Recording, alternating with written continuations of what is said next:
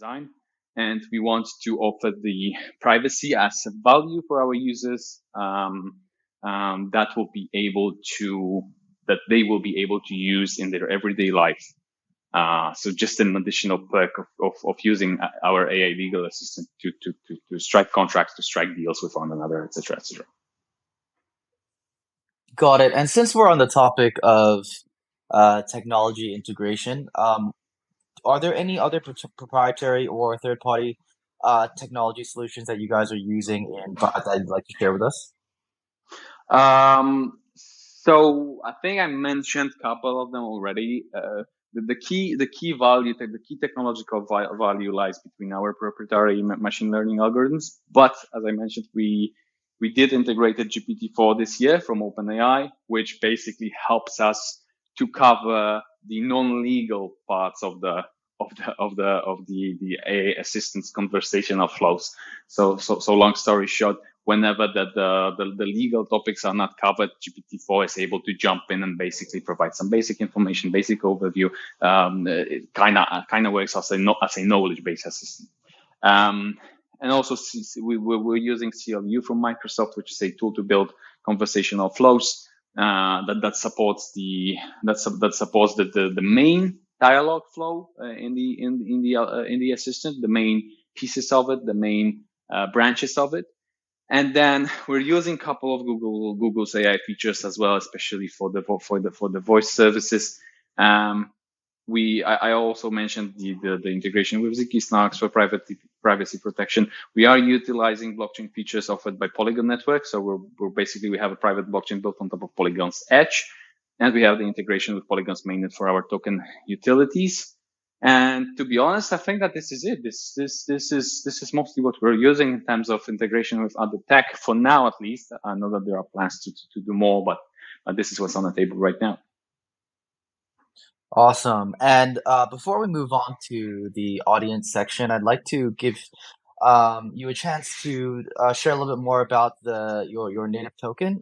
Perhaps talk a little bit about its utilities, how to get it, etc.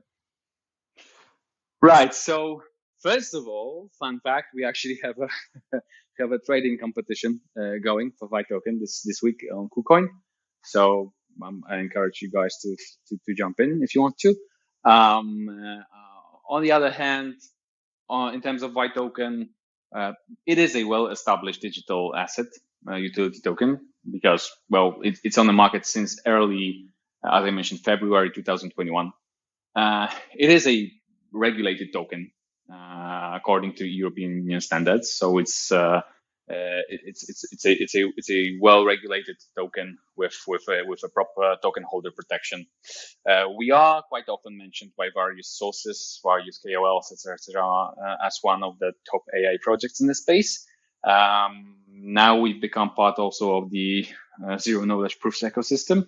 So it kind of gives us the presence in both of those ecosystems. The token itself, it is listed on a couple of centralized and decentralized exchanges. I encourage you guys to go see it on CoinGecko, basically, or CoinMarketCap and review all the exchanges, see whether you're using any of those. Obviously, you're using KuCoin. And in terms of but also look out for another VAI token because there is another VAI token there. So be careful. And then what else? In terms of token utilities, then our main goal was always to utilize VAI token as a tool to incentivize users to use our AI legal assistant, right? So especially that it comes from the regulatory framework in Malta, the utility token, its main goal is to basically have utility within the application, within the system that the company is providing. In our case, the system provided is a legal assistant, and since the AI legal assistant has a gigantic user base potential in terms of regular people, non-crypto natives, and for the crypto natives as well.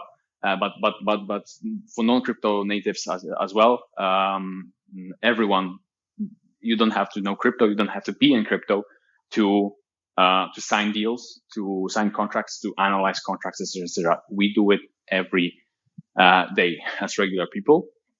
And the main goal was always to utilize the token to incentivize the users to use the solution. Hence, the main utility was always the payback bonus mechanism in VAI Token, which basically allows users to regain part of the money you spend in fiat or other cryptocurrencies in VAI Token as a payback.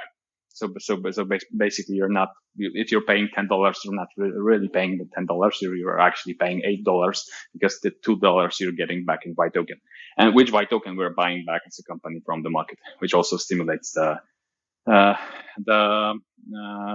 movement of the token in the market, in the free market.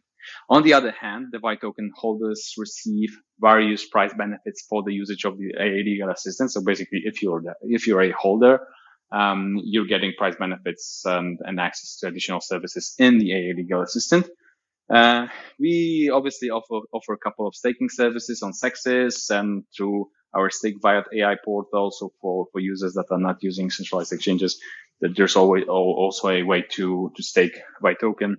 In the future, we plan to implement a DAO-like dispute resolution system, which at the very foundation will have VAI Token holders acting as judges in the dispute resolution for contracts and deals created through the AA legal assistant. ZK Snarks again will play a huge role to make sure that we only have real people having the ability to vote. So we will be excluding fake accounts, etc., etc.